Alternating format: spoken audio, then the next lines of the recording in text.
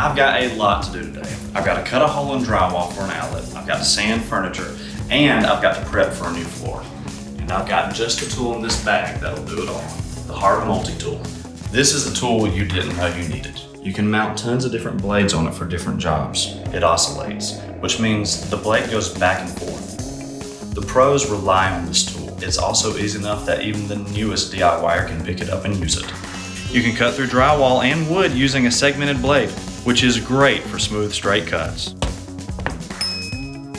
It has onboard storage for the hex key, so it's there whenever you need to make an attachment change. The included sanding pads are perfect for getting in tight spots.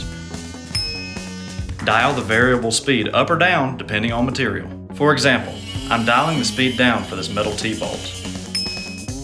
You can remove a lot of grout in a hurry with this grout blade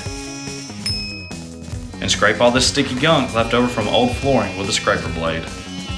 Now that that's cleaned up, time to prep the trim for the new flooring. So I'll take this scrap piece and trim to the new height. This battery powers all HART 20V tools. They don't call it a multi-tool for nothing. You can get this only at Walmart. And don't forget those extra blades.